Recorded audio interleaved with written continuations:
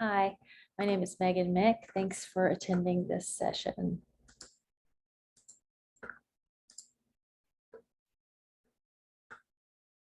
And this session is Taking It Outside, Lessons Learned from Historic and Contemporary Outdoor Learning Environments for Improved Health in a Post-COVID World. Again, my name is Megan Mick. I'm an assistant professor in the Interior Architecture and Design Department at Florida State University in Tallahassee, Florida. I have a multidisciplinary background in design that includes graphics and exhibit design. I'm also a professional landscape architect and a LEED accredited professional. My research interests include sustainability in the built environment and how that might be connected to the human relationship with place and with nature.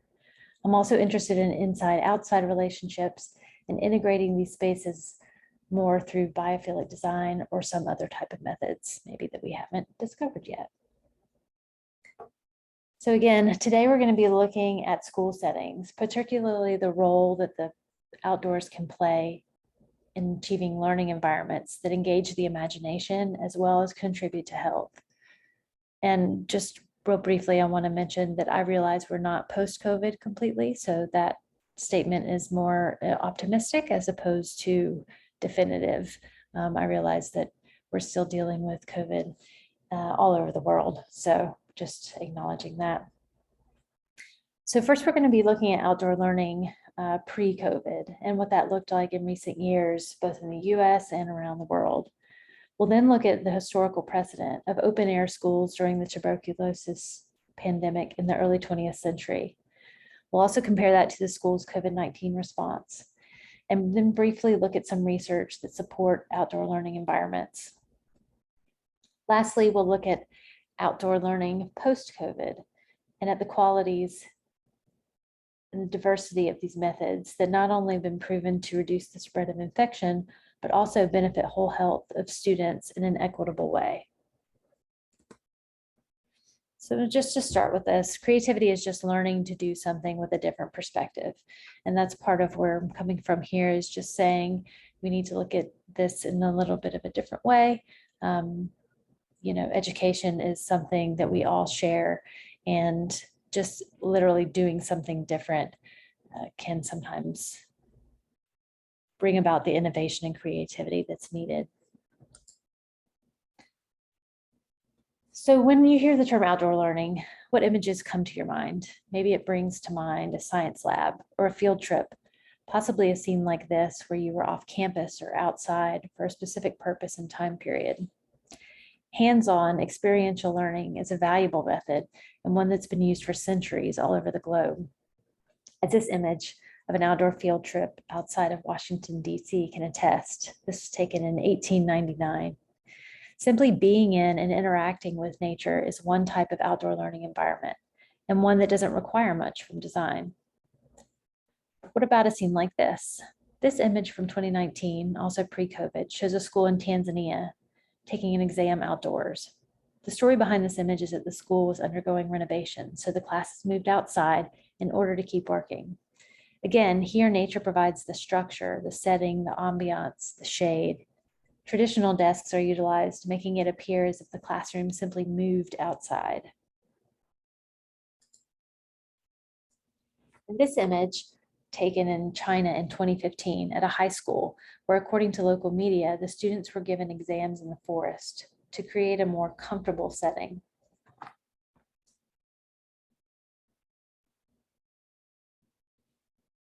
Or this image of what you might know as a forest preschool. This one happens to be in Bangor, Maine in the US, but you see these a lot overseas and in other countries. In the US, this type of outdoor learning is still considered progressive. It's not part of the mainstream public education. Scenes like this occur in the US at more private schools, maybe groups that homeschool, and people and institutions with the flexibility and the resources that allow it. This is not a public school scene, nor are these. Again, this idea of outdoor learning, which is a global thing, has caught on more in other countries than it has in the US. And part of that is just our perspective and how we approach education in this country. So we're not the only ones or the first ones to deal with the global pandemic.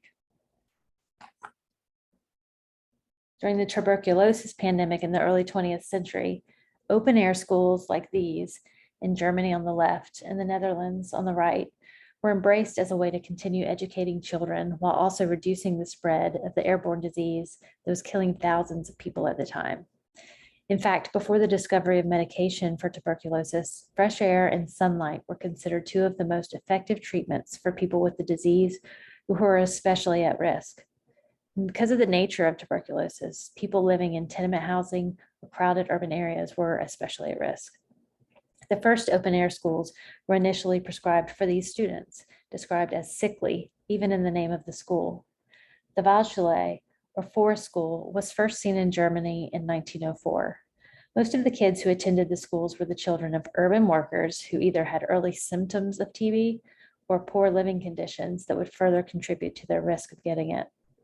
Not available to all students, these schools became correlated with sickly or weaker individuals. You can see the example from the Waldschule, one of the first ones in Germany on the left-hand side, and then that quickly spread throughout Europe. And there's an example of one in the Netherlands on the right-hand side. Open air schools came to the United States a few years later, with the first one opening in Providence, Rhode Island in 1908. Still open to only a portion of the students, these schools were not exactly like their predecessors across the ocean. These were in urban areas instead of forests or other natural environments, and were often still inside. In Providence, the schools were mostly for children who were believed to be exposed to the disease, reinforcing this connection between at-risk or sickly students with these solutions. At the end of the first year at the school in Providence, no student had gotten sick, and many were even healthier than they were before. Open air schools quickly spread across the US, with 130 cities utilizing them by 1918. Open air schools in the US were mostly in buildings with large operable windows, on rooftops even, and sometimes on a ferry, as you can see in this bottom middle picture from New York in 1912. Again, these outdoor learning environments weren't much more than the traditional classroom placed either outside or near operable windows. They were less about the setting and more about the fresh air, as you can see, particularly in this image from Richmond in the upper right-hand side from 1915, an indoor school with operable windows that were kept open to maximize fresh airflow, even in the thick of winter. And you can see not only in the Providence school, but in all of the other schools, how much they had to wear and clothe themselves with in order to keep warm, particularly in the winter months. Architects and designers began to experiment with the design of classrooms modeled after the open air schools. For example, this school in France with retractable walls. This was an interesting period in school design where you might see buildings with 3 sides instead of 4. But with the discovery of antibiotics in the 1940s, open air schools were no longer considered necessary, and most of them were closed within the decade, particularly in the US.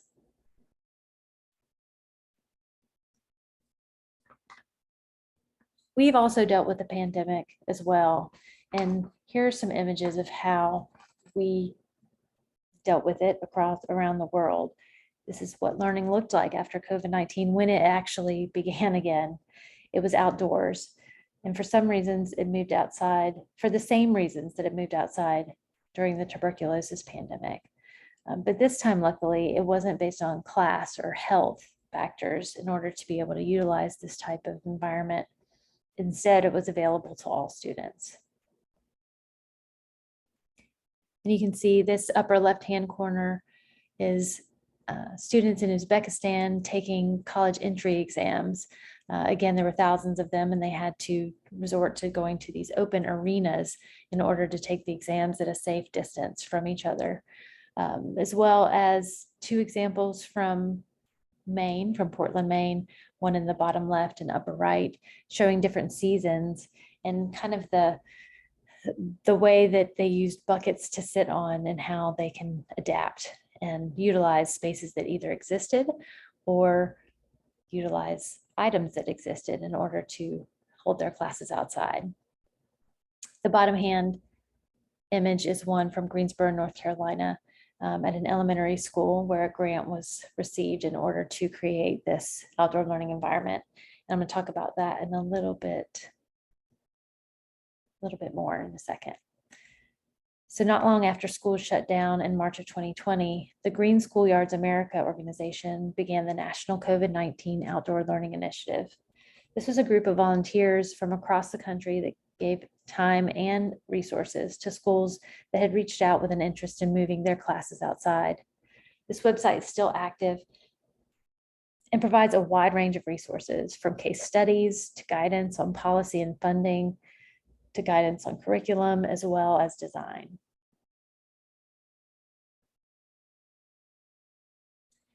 So one of these environments that I mentioned was at Faust Elementary School, and this is in Greensboro, North Carolina.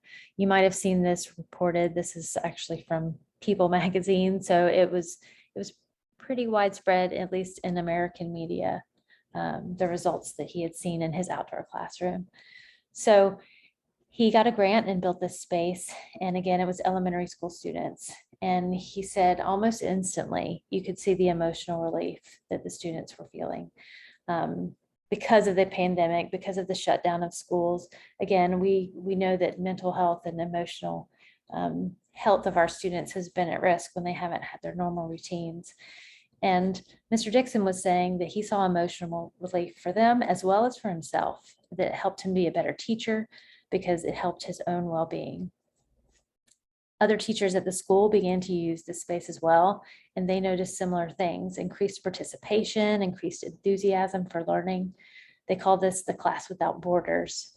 And the teachers feel specifically like it encourages innovative teaching methods, again, because they're not in the typical four walls setting, and they have more resources and more things to point to in order to teach their lessons. So part of what Mr. Dixon saw is also research and evidence that's been reported and highly publicized for a number of years, all over the world. This book specifically by Richard Louv, The Last Child in the Woods, published in 2005, was one of the first books that specifically called out what was termed nature deficit disorder. And this idea was that kids were no longer spending time outdoors, no free time outdoors, and spending more time on technology and programmed activities and things that were actually deteriorating from their health and separating them further from the natural world.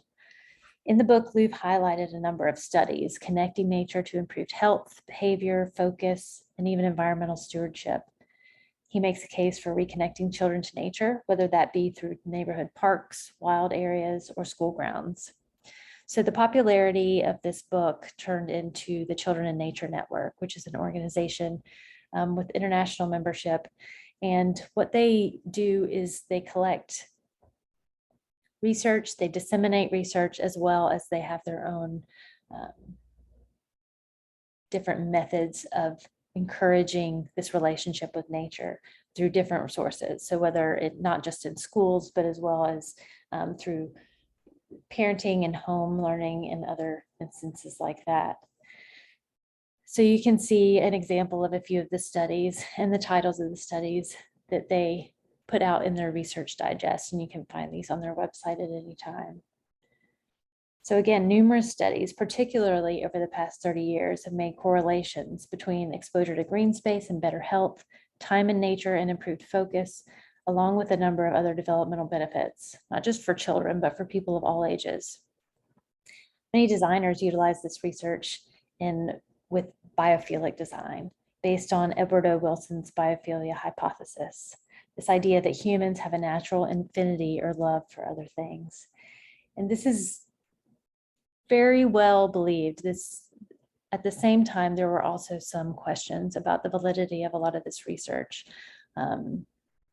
about how replicable it was, as well as how vigorous it was. But there's been some continued research that continues to push this point forward and continues to support this idea that nature is good for all of us on a variety of levels. health, mental, attention, etc.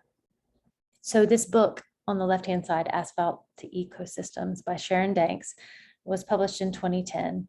And this specifically started to look at schoolyards and school grounds as opportunities for reconnecting kids to nature, as well as for creating more innovative and imaginative students just by learning hands-on. So it started to open up this idea. It specifically talks about design and how that can actually occur. In 2019, there was a literature review done by Ming Kuo, Michael Barnes, and Catherine Jordan from the University of Illinois at Urbana-Champaign, as well as the University of Minnesota. And they began to look at all of these studies that had these correlative relationships between nature and improved academic performance, as well as health and attention and creativity. They really studied these research studies and realized how often the same points were being replicated. So whether the studies themselves were considered weak or vigorous, the research continued to point to the same results and continued to point to this notion that nature is really beneficial for all of us. You can see they concluded that it was time to take nature seriously as a resource for learning and development. In addition, in 2020, Claire Latine published this book, Schools That Heal, Designed with Mental Health in Mind. And in this book, she looked specifically at education, school environments, and how they might support the emotional and mental health of adolescents and teens specifically, particularly in the time that we're in that's gotten so much more complicated post-COVID. So now that schools have reopened and much of the world has returned to school buildings, particularly in the US, what can we take away from the open air school and the outdoor learning movements that could not only minimize the spread of infection in the future, but also benefit our students and teachers' health in the present time? Here are a few recent examples of some outdoor classrooms, again, post-COVID. So you can see more of the elementary school and kind of that makeshift, more natural feel with the logs, as well as an outdoor classroom in a university setting and utilizing existing patio space by bringing furniture outside and adapting in order to make it usable and make it more safe. As you can see from this small sample and the historical precedents, outdoor learning environments can be diverse. There's not only one solution. Just like in all design, the space can reflect their and should reflect their geographical context and can vary in scale and scope depending on where you're learning and who's learning and what your needs are. We have a wealth of information supporting outdoor learning environments. They can serve a variety of learning styles, subjects, and ages. Design can help facilitate the benefits that these environments provide by being more flexible with how and where education occurs. We must adapt and begin to connect indoor and outdoor spaces more directly, particularly in school settings. We'd be wise to not only take the lessons of fresh air and health with us, but also integrate nature through exposure in our designs. That can start a ripple effect, benefiting not just human health, but environmental health as well. Here are a few of my resources. Thank you so much.